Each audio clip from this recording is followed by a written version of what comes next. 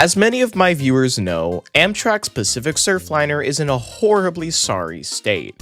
I've covered the story of how this has happened in small bits and pieces over the past 10 months or so, but today I felt the service is in a position where it couldn't possibly get any worse, so now would be a good time for me to go over the full story of the downfall of Surfliner. To start off, let's turn back the clock all the way to 2016. This is the year where 50% of foamers like myself celebrated and the other 50% were acting like the world was ending. And depending on who you look at, either of those can be accurate. This was the year Siemens introduced their ever-so-present Charger locomotive. Now, most people know me as the Charger guy, I mean look at my channel name, so if you want to see these locos' history in the state of California, go watch this video, cause I think some of my viewers would quite literally drop dead if I went over these locomotives' history for a 50th time. Basically, the Chargers entered service and they turned out to be an operational nightmare because of a bunch of things basically boiling down to money and unfamiliarity. However, unlike its siblings up north, Surfliner completely replaced all 15 of its EMD F59 PHIs with all Chargers entering service in around early to mid 2019. 2019 went rather okay, nothing insanely bad happened. This is what I'd consider to be the last year of normal Amtrak Surfliner service. Surfliner ran a total of 28 trains per day, with certain trains being adjusted for weekend service, a general focus on LA to San Diego trips rather than San Diego to places north, and everything was generally okay. But then 2020 came, and yeah, I think we all know what happened there.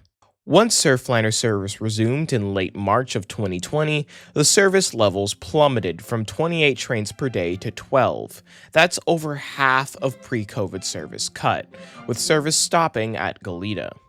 Now, obviously the reason for this was because no one was traveling at this time, so obviously running 28 trains that no one would ride was obviously a bad idea.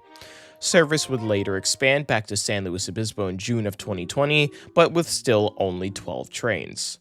Service would finally be expanded to 18 trains in late June of 2021, and then 20 in October of 2021. Service would remain at 20 daily trains until everyone's favorite beach began being difficult. In early October 2022, the tracks and terrain surrounding the tracks in San Clemente were beginning to fall into the ocean, due to the ocean being the ocean and slowly eroding away the cliffs because, water. Service was cut down to 16 trains per day, with only 8 of those trains connecting down to San Diego via a bus connection. This would later be expanded to 10 trains connecting to San Diego, but it was still nowhere near the 20 it was before the closure, and still not back at pre-pandemic levels. Local agencies in the area, along with Caltrans and the state, worked at a pace to fix San Clemente. The tracks were closed from October 3rd, 2022 to April 17th, 2023. Now, I'm not trying to say fixing a sliding cliffside is easy, but I'm certain if the San Clemente closure had to do with highways, this would have gotten done a heck of a lot faster and with a heck of a lot more coverage. But as if the ocean was trying to pull a dumb comedy act, only 14 days after the tracks reopened on May 1st, 2023, the cliffs in San Clemente fell again, which led to another damn track closure. This one thankfully only lasted until May 28th, cause I'm pretty sure passengers would have Caltrans, Okta, and Metrolink officials' heads on spokes if they didn't fix it quick enough. When the tracks reopened, even though COVID was long gone at this point, there were still only 20 trains running. This was due to multiple issues like staffing, but the main culprit was because the low-level coach set that would be used on daily trains had been sent elsewhere around the Amtrak system during the pandemic. With the NPCUs going to places such as the Midwest and NorCal, and most of the Horizon coaches used going to Amtrak Cascades. This added on to Caltrans' sudden want to only run non-Surfliner power when absolutely necessary, and led Caltrans to straight up having no way to even bring back all 28 trains, since the rest of the trains Caltrans didn't have either relied on less strict routing or used the low-level set, basically meaning Surfliner was going to be stuck at 20 trains for a hot minute. At this point, it was early June 2023, and hopefully, even with the 8 less trains, Surfliner was gonna be alright for a little while.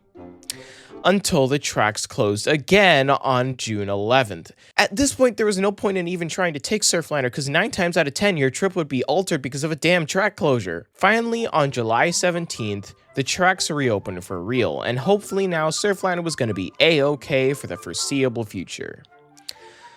But it's never that easy, is it now? Let's hop back over to the Chargers. Up until late 2022, all 14 were operational, albeit with some hiccups here and there and some straight-up disasters now and again. The issues were there, but it was never enough to bring service into a full panic. However, in late 2022, a certain locomotive, who I'm sure a good few of you who know my channel know and are familiar with, got sidelined onto the 8th Street turntable. Who else but 2117, a Charger that oddly enough, right around the same time as the San Clemente closure in October, threw a rod in its engine while climbing Miramar Hill one day. 2117 being gone wasn't gonna kill service, of course. While yes, it lowered the available locos from 14 to 13, that could easily be dealt with pretty easily. This was how things were until around summer 2023. 13 Chargers available with no real reason to use any old GE equipment. But then in mid-summer 2023, locomotive 2116 also took an unexpected absence. This lowered the available locomotives from 13 to 12, still not killing service levels, but having two 5-year-old locomotives out for major issues was definitely something Caltrans wasn't expecting or planning for.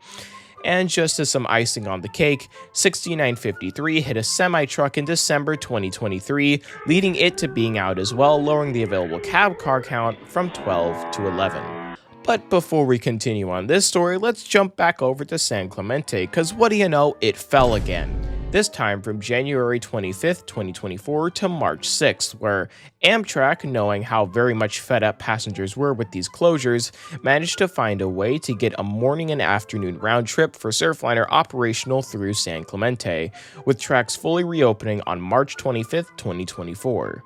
Now back over to the Chargers. This seemingly odd occurrence of two locomotives dying out was seeming to be a one-off, as in May, 2116 actually managed to come back. Until 2121 died in San Luis Obispo in late April. Okay, so that's 3 dead, 1 revived, and still only 12 available. Also in late April, after 2115's air conditioning broke, which I guess due to some agreement meant it couldn't lead, Dash 8 503 led and trailed its train, 580, for the day. For those who don't know, Los Angeles had and still has 3 Amtrak Dash 8s for use for mainly switcher work, but also as emergency backup work if needed. The current consensus with the Dash 8s, or at least the one that I was hearing at the time, was 503 was the most reliable and most able to lead, 509 was pretty much only good for switching, and 510 was supposedly dead and could do barely anything.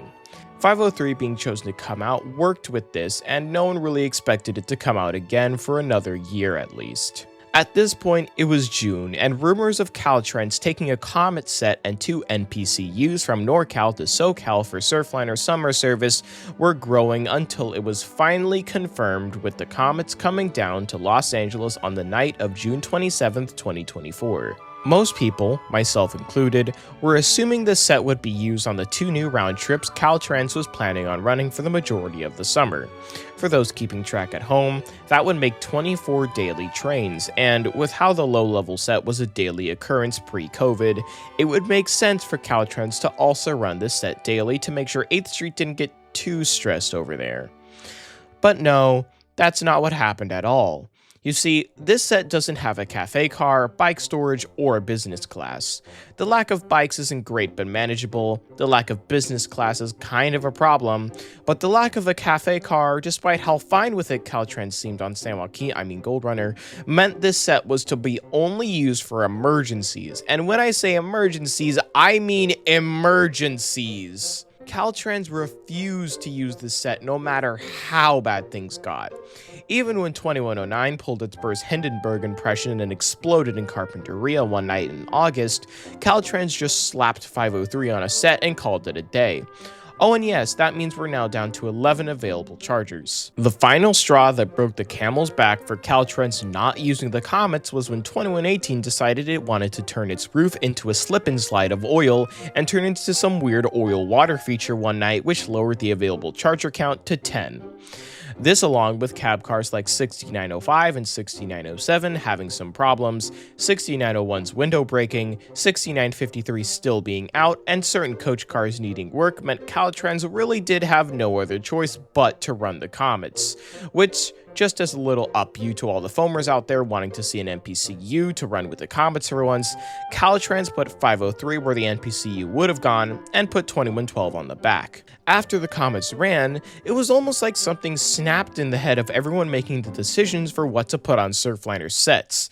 If something went even slightly wrong with anything, Caltrans just said screw it, put 9225 on it, or 503, or 510, 509, the Comets again? It seemed like every week 8th Street would just spin a wheel and whatever stupid equipment it landed on, that's what they were going to throw on 580 on a random Thursday. The original plan for the Comets was to send them and the NPCUs they were accompanied with back to normal in December. Yeah, you can probably tell how that turned out. And while all this was going down, starting in around late 2023, Amtrak was pulling a single 6900 series cab car from service going into a second midlife refurb, which at this point just crippled service even farther. And the funny thing about this refurbs is all of the cab cars that get refurbished often come back with none of their issues pre-refurb fixed, and will often have more issues for a good while after coming back. So yeah, Caltrans was doing just great at this point. At this point, it was December 2024. 2117, 2118, and 2121 were still out. 2119 was pretty much a ticking time bomb of operational issues. The Comets, the NPCUs, 503, 509, and 510 might as well have just been normal equipment with how frequently they had to come in and fill in. Surfliner was just in general one big hot mess. But of course no, this wasn't the end of Surfliner's troubles. In late March 2025, Caltrans and Amtrak added one more round trip to Surfliner, finally bringing the service above the 20 daily trains it had been stuck at for almost 3 years now. The issue with this addition was that, as you could probably guess, Surfliner was not in anywhere close to the condition it should have been in for Caltrans to add this round trip. While yes, they had the equipment numbers to do it, they didn't have the equipment reliability to do it. This became apparent when Caltrans had to pull out some of the most thrown together sets in history, with cars that are the train equivalent of finding a coin in a couch cushion. Caltrans was far too stretched for equipment. Thankfully, there have been strong rumors going around that Caltrans is finally gonna try and get their long broken equipment fixed. 2118 just recently returned, and 2117 and 2121 have been in the engine shed, presumably being worked on for a good few weeks now. Yes, I know, I'm contradicting myself here, but shut up. And to add on to this, cab car 6953 is apparently in line for being repaired by the end of the decade, presumably by 2027, but nothing concrete. Now, the reason for Caltrans taking so damn long to get to fixing 2117 and 2121 is a long story, but can be summed up with this. Hey, Siemens, Cummins, locomotives and their engines are going crazy and breaking everywhere and giving us issues. Not to mention those ventures you gave us, Siemens, they're taking ages to go into service, especially the cab cars. Well, do you want us to fix it? Obviously. Well, we can get to that, but we've got like a ton of orders to worry about right now that are far more important, so, you know what, screw this, I'm blacklisting both of you. You realize this is only going to make us more likely to not want to work with you, meaning it'll take longer for your already broken equipment to get fit, and he's gone. Basically, Caltrans blacklisted Siemens and Cummins because, they were mad? I honestly couldn't tell you their motives there, because doing that is only going to make it harder for them to work together. Chances are there's some bigger problem behind the scenes I'm missing, but until we figure out what the hell that is, and just in general, why it's been so hard for these two to work with that one, this is about the best lead we've got. Now, the good thing is, it seems like Caltrans is at least trying to cooperate now, so maybe we'll see Surfliner finally return to 14 chargers and 12 cab cars in service. In the meantime, Caltrans has added another round trip. Caltrans, what are we doing? And with that, there's my video essay on how Amtrak Surfliner got to the state it's in.